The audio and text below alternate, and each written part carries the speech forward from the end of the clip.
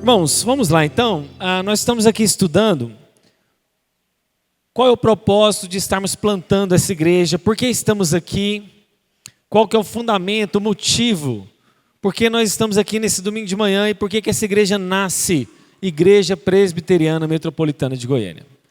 Nós já vimos vários alvos do porquê, do motivo, do propósito de estarmos aqui e hoje nós vamos ver o alvo de número 10. Coloca aí para a gente, Nayane, por gentileza, o alvo de número 10. Isso. O alvo de número 10, irmãos, é buscar uma santificação visível por meio de obras, palavras e motivações. E aí vem o alvo de número 11. Então é hoje, é isso? Então hoje é 11. Eu confundi, né, Nayane? Então, o alvo de número 11... você não tem aí, né? Acho que eu não te enviei. Irmãos, o alvo de número 11 é usar os meios de graça que Deus deixou para a nossa santificação. Se a gente vai crescer em santificação, como a gente viu no alvo de número 10, nós, na verdade, vamos fazer isso como? Pelo meio de graça que Deus deixou a nós. E eu tenho algumas perguntas para fazer para você. O que é o meio de graça? Por que o meio de graça é importante? Por que isso não é só um conceito teológico? Por que você não pode pensar só em teologia, no sentido de saber o que significa um meio de graça, o que é meio de graça, por que ele é importante? O que isso tem a ver com o que a gente chama, né? O preço da batatinha na feira. O que eu quero dizer com o preço da batatinha na feira? É o que isso tem a ver com o seu dia a dia. Por que estudar teologia profundamente influencia na sua vida prática? Por que estudar teoria tem a ver com a conduta sua? É isso que a gente vai ver. É isso, na verdade, que você tem que ver em toda a pregação que eu faço aqui essa manhã.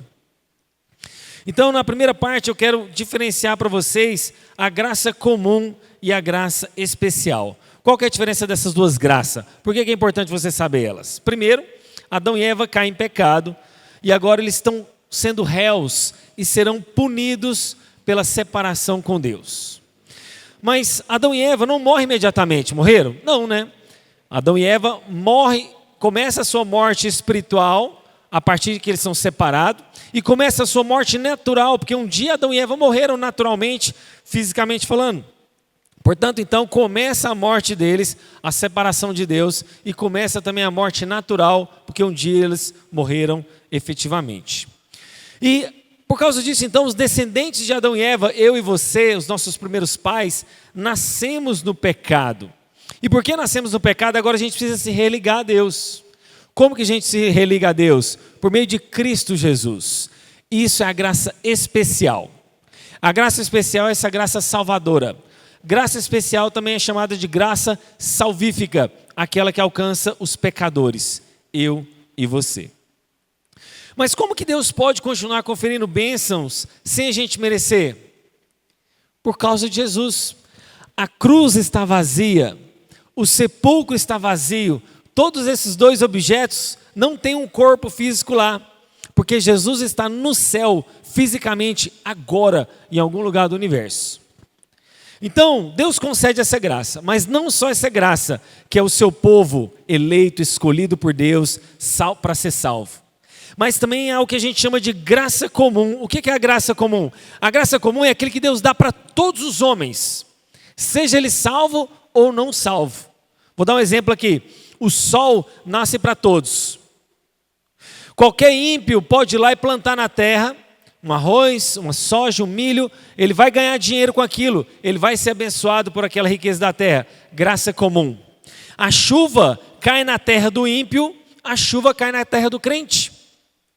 O sol é para o ímpio e para o crente. O rio, o clube, a chácara, a fazenda, o shopping, as estradas, as casas, tudo que a gente vê de forma comum é também destinado ao ímpio como também ao crente. Isso é o que a gente chama de graça comum. É diferente dessa graça especial, salvadora e salvífica. E a graça comum, irmãos, diferente dessa graça salvadora, o resultado dela não é salvação. Por mais que o ímpio experimente coisas boas, o ar que Deus criou, o ímpio está respirando.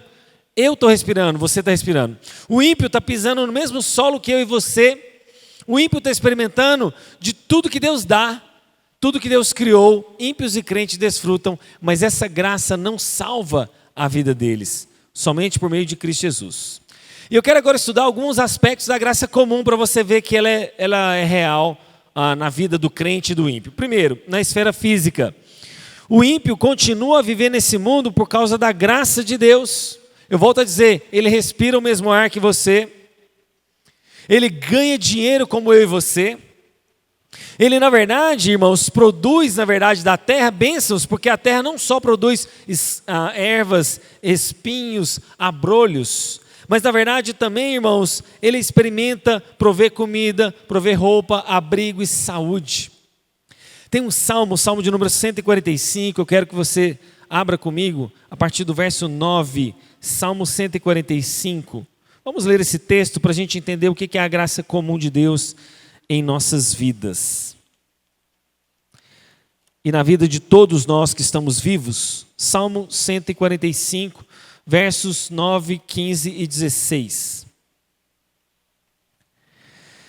Salmo 145, verso 9. O Senhor é bom para todos e a sua misericórdia permeia todas as suas obras.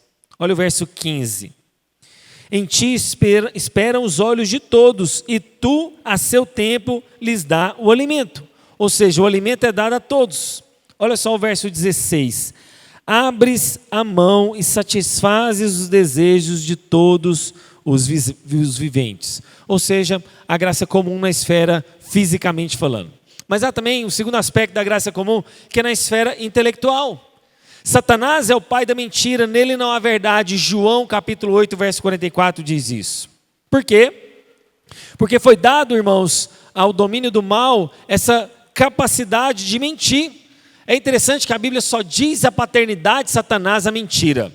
Satanás não é pai de nada no sentido de criação, Satanás não é criador de nada, mas a paternidade é única e exclusiva, uma única coisa é dada a Satanás, a mentira. Mas os seres humanos, irmãos, na verdade eles são inteligentes. O crente é inteligente, o descrente é inteligente, e na verdade essa inteligência é fruto da graça de Deus. João 1,9 está escrito, a verdadeira luz ilumina todos os homens. Então, na verdade, Deus concede iluminação, entendimento a mim, a você, sabedoria. A graça comum, então, na esfera intelectual, visa que, na verdade, todas as pessoas têm acesso ao conhecimento de Deus. Olha o que diz Romanos 1,21. Porque tendo conhecido a Deus, não glorificaram como Deus e não lhe deram graças. Isso significa que o ímpio lá fora tem inteligência, tem o conhecimento e tem a mente, na verdade, sábia, inteligente do conhecimento para saber que existe alguém que criou aquela árvore. E aí você pode falar assim, pastor, mas eles não creem nisso, eles creem no Big Bang. E aí eu te faço uma pergunta.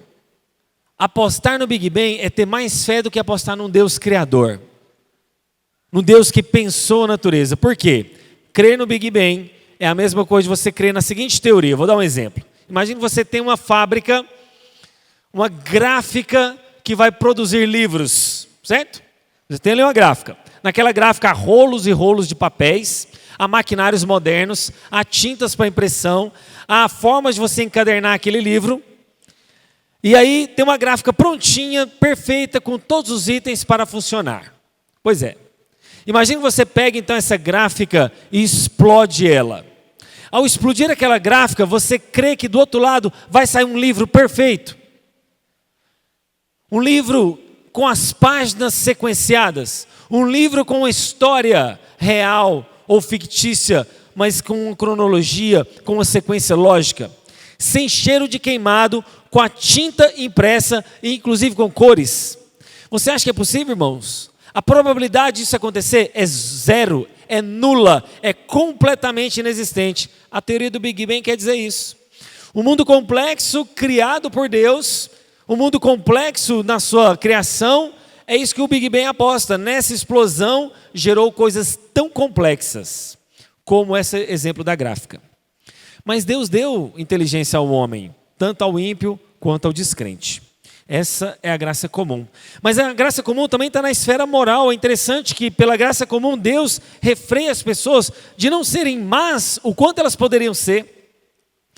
Se você vai perguntar para um ímpio lá fora, se ele falar assim, que seria algo bom ou ruim torturar uma criança, O que o ímpio lá fora que não tem temor a Deus, o que ele diria? É algo mal.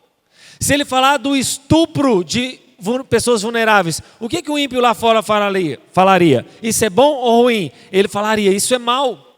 Portanto, o ímpio que não tem temor de Deus, o ímpio que não conhece a Deus, sabe o que é certo e errado. Ele tem essa consciência, porque pela graça comum Deus estabeleceu o conceito do certo e errado. Você sabe por quê? O ímpio fala muito para a gente assim, explica aí a origem do mal. Por que Deus, sendo tão bom, permite que o mal entre no mundo? Irmãos, a Bíblia não responde essa pergunta. Nós não temos resposta, a Bíblia não diz como que o mal originou-se no coração de Satanás. Por que Satanás foi tão mau e perverso ao ponto de incorporar naquela serpente e enganar Adão e Eva e eles caírem em pecado? A Bíblia não fala a origem do mal. O ímpio também não sabe a origem do mal. Se ele pergunta para nós, vamos perguntar para ele também, e você, qual que é a origem do mal? O que você me responde, ímpio? Já que você está perguntando para um cristão, o que você está me dizendo sobre a origem do mal? Ele também não tem essa resposta. Agora, eu vou voltar a pergunta para o ímpio, e essa nós já temos a resposta. Fala, ímpio, você está falando da origem do mal, mas e a origem do bem? Como surgiu o bem? Como surgiu a bondade? Como surgiu as coisas boas? Sabe o que ele vai te responder? Por meio da ética, da moral, dos costumes, das tradições. Mas eu falo, não, vamos pegar o homem das cavernas, vamos pegar aqueles primeiros que você fala que foram evoluídos do macaco. Como é que ele sabe a origem do bem? Como que ele sabe discernir as coisas boas? Ele não tem essa resposta, essa nós já temos. A origem do bem, a origem do que é bom está em Deus. Então, se as pessoas, na verdade, podem experimentar atitudes boas, não é? O ímpio lá fora não faz atitude boa, irmão? O ímpio lá fora, que não crê em Deus, também não faz atitude de bondade, cuidando dos animais, das plantas, cuidando do bem-estar social? Pois é, de onde vem essa origem? Deus, pela sua graça comum, derrama bondade no coração do homem. E por fim, caminhando para o final aqui dessa parte da bondade de Deus, da graça comum derramada a todos os homens, na esfera também da criatividade. Deus distribuiu, irmãos, a capacidade do homem ser, artisticamente falando, belo. Quantos quadros não são pintados por homens que não são crentes? Quadros belos que refletem a beleza. Quantas músicas e canções não são produzidas por pessoas ímpias? Quanta coisa, na verdade, a gente vê de carros modernos, casas confortáveis, coisas boas produzidas por gente que não é crente. Graça comum de Deus. Por isso que aqui eu vou abrir um parênteses. Aquele cuidado que a gente sempre diz de ouvir músicas seculares, né? Irmão, se você parar para pensar, nós não temos como provar, biblicamente falando, que é errado ouvir uma música ímpia que glorifique a Deus. Sabia disso? Eu estou falando de músicas ímpias que não ferem a palavra de Deus, tá? Eu não estou falando, por exemplo, de um funk que vai lá e fere constantemente a palavra de Deus. Eu não estou falando de uma música determinada, tipo assim, mundana, secular, de um axé, de um sertanejo universitário que fere constantemente a palavra de Deus. Não estou dizendo isso. Vamos pegar uma música saudável que não fere a palavra de Deus, que é de algum ímpio. Nós não podemos provar biblicamente que é pecado você ouvir aquela música. Como um filme. Você só vê filme de crente? Você só vê filme cristão? Não. Mas você também não vê um filme pornográfico, porque aquele filme pornográfico fere a palavra de Deus. Você vai ver um filme que não fira a palavra de Deus, que de repente tem um princípio bíblico, cristão ali por detrás, você sabe que está de acordo com a palavra de Deus, você vai assistir aquele filme. Ou o jornal que você vê é só crente falando. Você acha que todo jornalista ali é um cristão falando de notícias cristãs? Então, se a gente não acha que é pecado ver um jornal, assistir um jogo de futebol, também não seria pecado ouvir uma música que não seja cristã, mas que também não fira a palavra de Deus. Mas e aqui vem uma coisa muito pessoal, eu não ouço as músicas seculares, por uma questão de princípio. Eu acho que ela não me edifica, eu acho que ela não, vamos dizer, me alimenta espiritualmente. Então eu prefiro ouvir músicas cristãs, bíblicas, centradas na palavra de Deus. Mas não é errado você ouvir o hino nacional, ou seria errado, então, pecado, a gente cantar o hino brasileiro. Não, porque não é uma música cristã, não fala de Deus. Portanto, nós temos que ter um cuidado na graça comum, do que a graça comum pode ser usada para nós. Vou dar um outro exemplo aqui, a faca. A faca foi utilizada, de repente, não foi um não cristão que produziu a faca. Mas você não usa a faca? Mas você não vai usar a faca para o pecado, para matar. Você vai usar a faca para alimentar sua família, para cortar um bife, para cortar uma verdura, para, enfim, fazer um uso dele para a glória de Deus. Roupa. Roupa é produzida por ímpios. De repente, essa roupa aqui não foi um crente que fez, foi um ímpio. Mas eu devo usar ela para glorificar a Deus. Eu não vou usar uma roupa que vai escandalizar, eu não vou usar uma roupa que vai manchar o nome de Deus. Portanto, a gente tem que usar a graça comum que Deus deu para a glória dele. Isso é o que você tem que fazer, a graça comum. Está vendo que a graça comum tem tudo a ver com a sua vida pessoal? Bom, mas eu quero agora combinar graça comum de graça especial. Como que a gente faz isso? Você tem que viver a vida associando as duas coisas.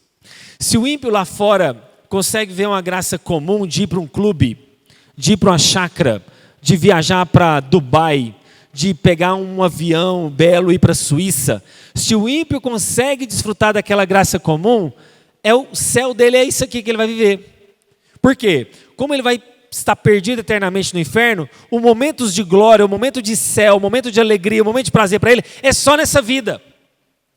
Se ele viver aos 80 anos, é só durante 80 anos que ele vai viver essa benéfice. Porque lá no inferno não vai haver mais graça comum. Lá no inferno ele vai ser apartado dessa bondade de Deus. Mas eu e você podemos desfrutar da graça comum com o ímpio? Sim.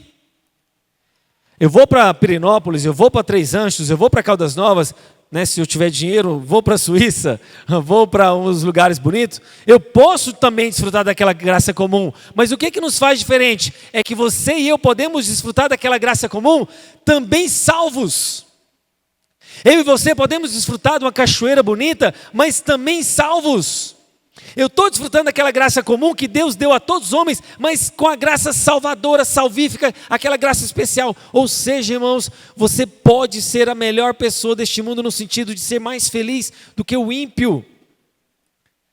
E por que a sua alegria tem que ser potencializada? Porque você tem a graça comum de Deus dada a todos os homens, mas você também tem a graça especial de Deus. Já parou para pensar juntando essas duas coisas, o tanto que não é maravilhosa a vida? Se você olhar por essa perspectiva de que você já é salvo, você já está seguro em Cristo, você também pode ver da graça comum, isso faria você viver uma vida muito mais alegre. Isso faria você viver uma vida radiante. Irmãos, eu não estou aqui anulando os problemas da vida. Nós passamos por tribulações, é verdade. Nós temos doenças, nós temos enfermidades, nós temos problemas financeiros, nós temos problema na família com um filho, um tio, um avô. Eu sei que a gente tem problemas, eu não estou anulando isso. Eu só quero que você veja da perspectiva daquilo que a palavra de Deus diz sobre mandamento. A gente sempre pensa de mandamento, os 10 mandamentos, né? A gente sempre pensa de mandamento olhando para o Antigo Testamento. Mas, irmãos, lei e graça andam no Antigo e no Novo. No Novo não é só lei. E no Novo, aliás, no Antigo não é só a lei e no Novo é só graça. Tire isso da sua mente. Pare de pensar assim. A lei e a graça andam no Antigo quanto no Novo. Vou dar um exemplo. Estou abrindo parênteses de uma outra aula, mas vamos voltar aqui depois. Só para vocês entenderem. Você acha que Davi foi salvo o quê? Pela lei? Porque ele cumpriu toda a lei? Davi adulterou. Davi desejou matar um dos seus soldados ali na frente de batalha. Você acha que Davi foi salvo porque ele cumpriu a lei de Deus? Não, irmãos. Davi foi salvo pela graça. Por um Jesus que ele ainda não tinha visto, por um Jesus que ele ainda não tinha encontrado com ele, não tinha chegado a este mundo. Davi viveu pela graça tanto quanto eu, quanto você. Por quê? A diferença de mim, de nós aqui na verdade, para Davi é só o temporal. Davi creu no Messias que viria. Nós cremos no Messias que já veio. Davi não viu Jesus, eu e você não vimos Jesus, mas nós fomos salvos pela mesma graça, entende isso? Portanto, lei e graça está no Antigo e no Novo, nos dois testamentos. Por que eu digo isso? Porque é um mandamento da lei de Deus que está no Novo Testamento. Qual que é esse mandamento? Alegrai-vos no Senhor, outra vez vos digo, alegrai-vos. Por que, irmãos, que nós estamos vendo a vida cristã tão triste? Por que nós estamos vendo a vida cristã tão separada da alegria? Parece que a gente entende que a alegria está no mundo, e se eu estou em Deus eu sou triste. Já viu que tem gente que não quer vir para a fé cristã porque acha que vai ser uma vida de tristeza? Eu não vou para a igreja não, vou deixar de beber, vou ter que parar de fumar, vou ter que parar de ir em festas, vou ter que parar de fazer isso, parar de fazer aquilo. Então a pessoa entende com os nãos como uma vida triste. E aí os crentes entram na igreja, parece que ele deveria ser muito mais alegre, né, do que o ímpio. Não, ele é muito mais triste. Mas por que você é triste? Se Deus te deu a graça comum, inteligência, o ar que respira, sol, belo sol, rios, você pode viajar, você pode desfrutar da sua família. Deus te deu aí a sua esposa, o seu marido, o seu filho. Você pode desfrutar da família e ao mesmo tempo estar salvo. Isso não é o mais sublime de todas as alegrias? Diferente do ímpio que só vai experimentar uma alegria aí por 70, 80 anos, enquanto ele tiver vida nesse mundo. Portanto, irmãos, graça comum e graça especial tem tudo a ver com o seu dia a dia, porque te faz viver para a glória de Deus, alegre, desfrutando disso. Amém? Mas como Deus nos dá essa graça especial por meio da salvação? Deus dá essa graça especial por meio de Cristo Jesus, é verdade.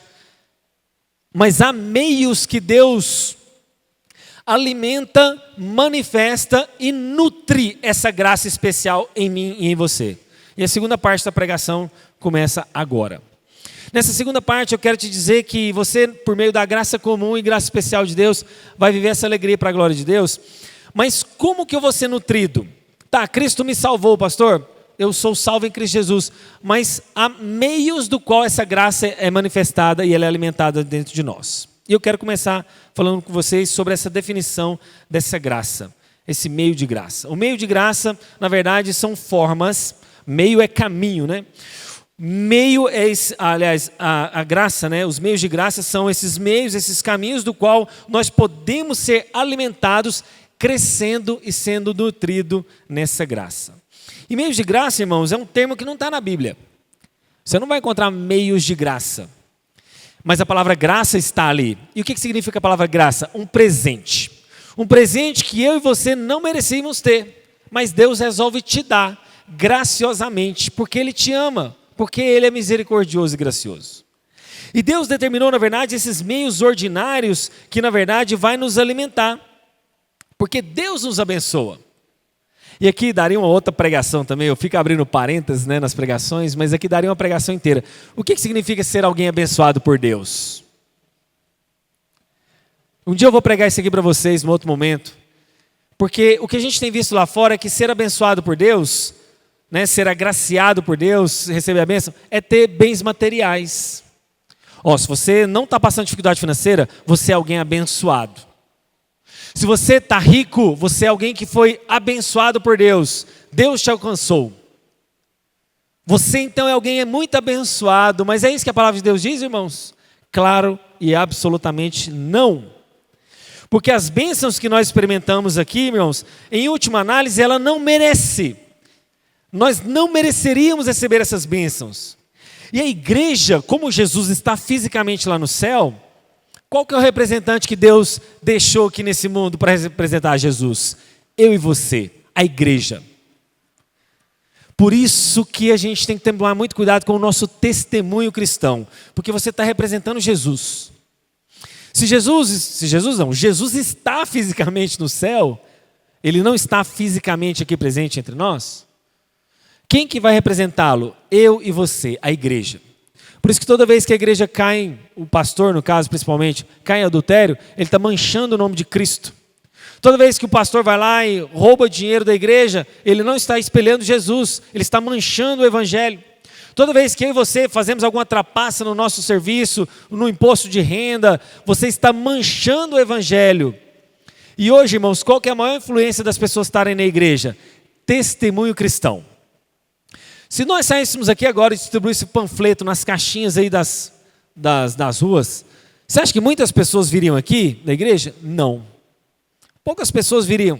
Se a gente pegar o microfone e pregar agora lá na praça ali, né? Principalmente a Praça do Trabalhador, onde está tendo a feira hippie agora. Você acha que muitas pessoas viram à igreja? Não. Mas hoje, qual que é a maior influência das pessoas virem à igreja? O seu e o meu testemunho.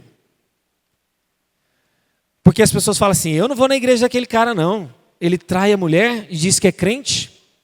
Eu não vou ir na igreja daquela pessoa não. Aquela pessoa maltrata o patrão, maltrata os funcionários. Olha como ele é rude com a mulher. Será que seus vizinhos viriam à igreja dando esse testemunho? Portanto, a igreja, como esse grande instrumento de Deus, ela vai atuar por meio do Espírito Santo, ministrando graça. Esses meios de graça que nós vamos falar a partir de agora. Porque a igreja, irmãos, é esse meio de graça que vai operar o que nós vamos dizer tudo aqui agora. Deus usa esses meios para ministrar graça sobre graça. Não é isso que a gente canta na canção? Graça sobre graça, salvo pela graça. Ou seja, essa graça ela é aumentada, ampliada, nutrida no coração dos crentes por meio da sua igreja.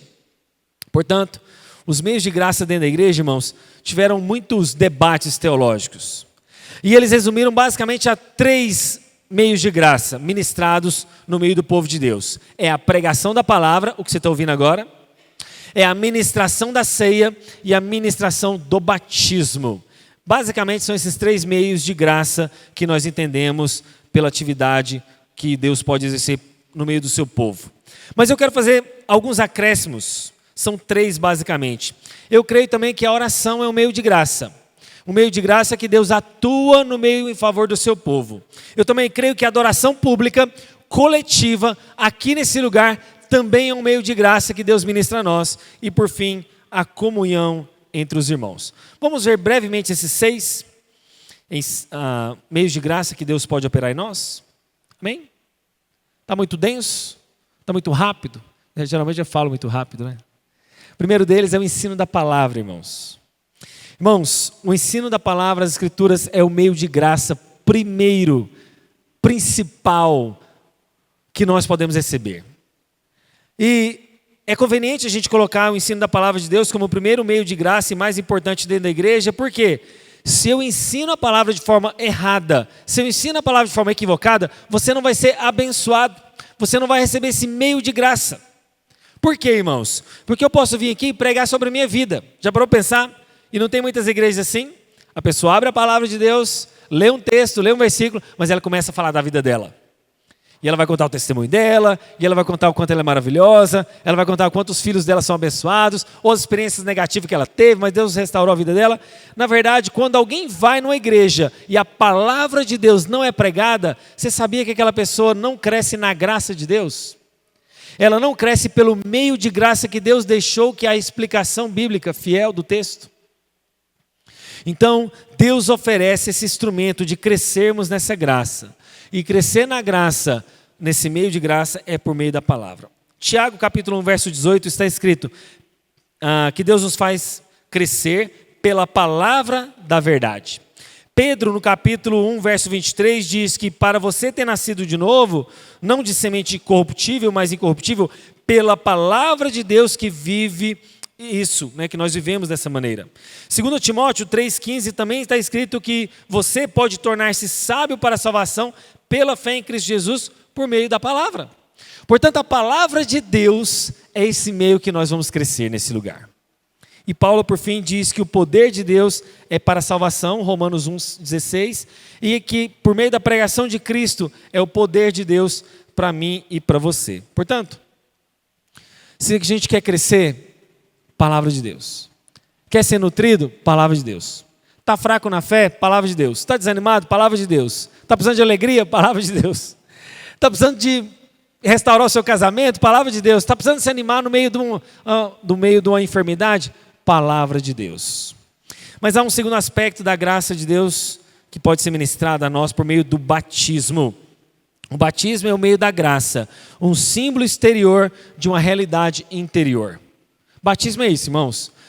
Ali é água descendo sobre nós, a água através do batismo, mas aquele símbolo externo tem uma realidade interior profunda. Tem uma realidade interior essencial, o benefício que nós temos por meio do batismo. Ele também é um meio de graça que Deus deixou para nós. Portanto, se você ainda não é batizado, você precisa buscar esse meio de graça. O batismo mostra, na verdade, uma realidade interior de que você já crê em Jesus e quer simplesmente, de forma externa, trazer realidade interior para você. Porque o que é o batismo, irmãos? O batismo nada mais é do que eu morrer para uma velha vida, eu ser sepultado para aquela velha vida. E o batismo é esse sepultamento, essa morte para o seu eu. Como Jesus morreu fisicamente, Jesus não morre. Você, pelo batismo, morre Não literalmente, como Jesus também morreu literalmente, mas espiritualmente. Portanto, o batismo, então, é esse meio de graça que Deus opera no meio da igreja. Jesus disse para que a sua igreja batizasse. Mateus 28:19. Então, de alguma medida, irmãos, nós podemos receber da bênção de Deus por meio do batismo. Se você é um crente, não foi batizado, irmãos, você precisa tomar postura. Você precisa se posicionar para ser batizado, para receber essa bênção espiritual do novo nascimento, que é um sinal da morte, juntamente com Cristo, para a ressurreição da nova vida. Mas aí, nós falamos de palavra de Deus, batismo, mas também tem a ceia. A ceia é uma ordenança que Jesus deixou para a sua igreja. Portanto, batismo e ceia são coisas ligadas uma à outra. A ceia é necessária para você ser fortalecido. A ceia é necessária para você ter uma comunhão com Deus e com a igreja. Portanto, quando a gente tem a ceia, um momento aqui, você está participando do corpo e do sangue de Jesus. Você está participando dessa comunhão dos santos. Ceia é um meio de graça do qual a gente não pode abrir mão. Eu sei que tem alguns irmãos que pensam o seguinte: olha, pastor, eu não quero tomar ceia, porque eu pequei. Tudo bem, é uma análise que você precisa fazer entre você e o Senhor. Mas não deixe de ceiar, porque a ceia também é um fortalecimento. Vou te dar um exemplo aqui muito clássico nas igrejas, e eu falo presbiterianas, todas as igrejas, na verdade, de uma forma geral. Quando alguém está em disciplina, o que é a primeira coisa que você faz com aquela pessoa? Afastar ela da ceia, afastar ela da comunhão, afastar ela do fortalecimento. Por um lado, isso é sábio e sensato, porque é uma das formas de disciplina, mas a ceia é um fortalecimento para aquele irmão que caiu em pecado. Portanto, afastá-lo da ceia é, por um lado, uma forma de purificá-lo, sim, mas não pode ser por um longo período, porque a ceia é um fortalecimento do meio de graça na vida dele. Ele pode ser afastado, talvez, da liderança por mais tempo. Ele pode ser afastado dos cargos da igreja que ele tinha, mas ser afastado da ceia não pode ser por muito tempo, porque a ceia é um meio de nutri-lo espiritualmente.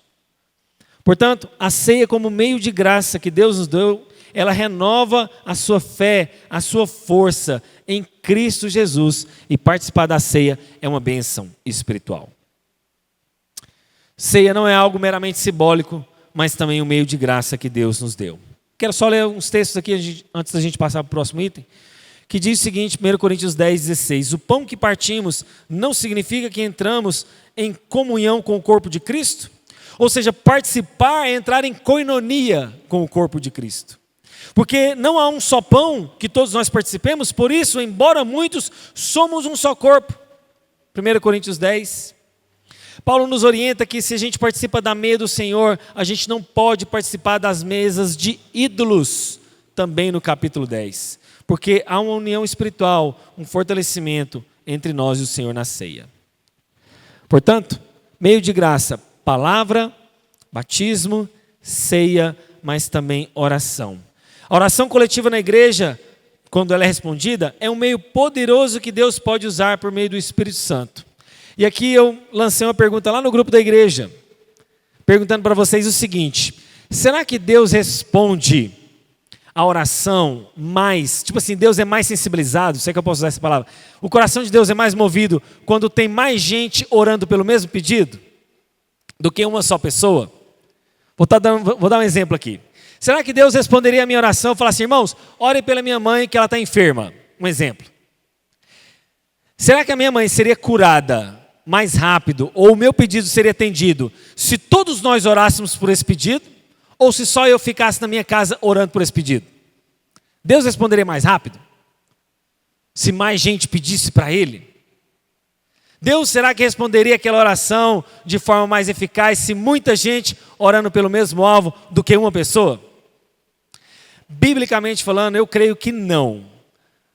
Não há uma oração tipo mais forte se tem muita gente orando, se tem uma só pessoa orando.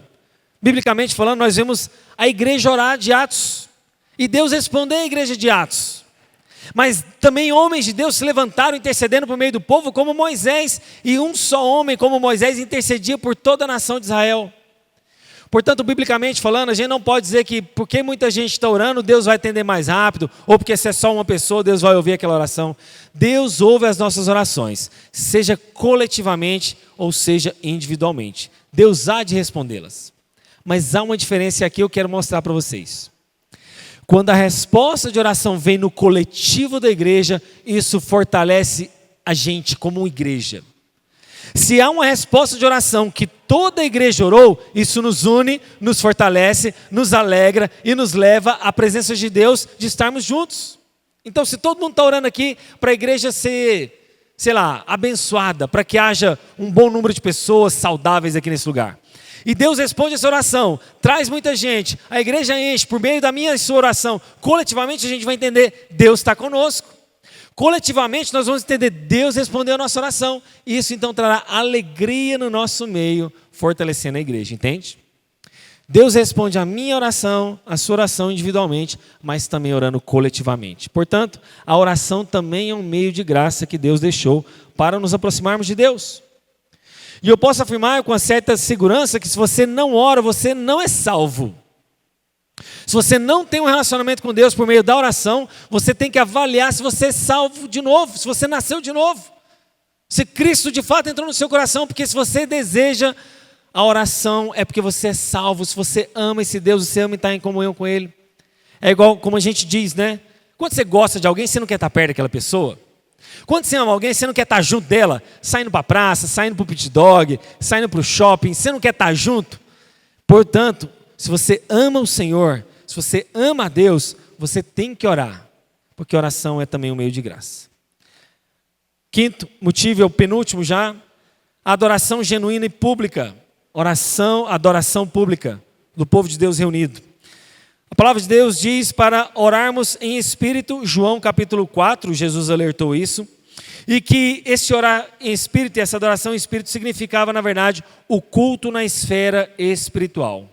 Irmãos, por exemplo, a igreja de Antioquia, em Atos capítulo 13, verso 2, está escrito o seguinte: enquanto envolviam em jejum e adoração ao Senhor, o Espírito Santo disse, separai Barnabé e Saulo para essa obra que tenho chamado eles. Isso, na verdade, irmão, se assemelha às experiências do Israel do Antigo Testamento, que sabia que tinha que estar reunido para poder adorar a Deus. Eles valorizavam isso. Tiago, por exemplo, fala no capítulo 4, verso 8, aproximem-se de Deus e Ele se aproximará de vós.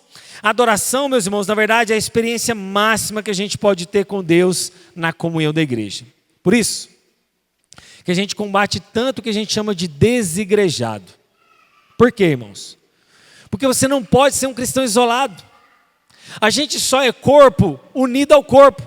Se eu pegar a minha orelha, arrancar ela, separar do meu corpo e pôr ela nesse banco, ela vai apodrecer, ela vai morrer, ela não vai ter vida.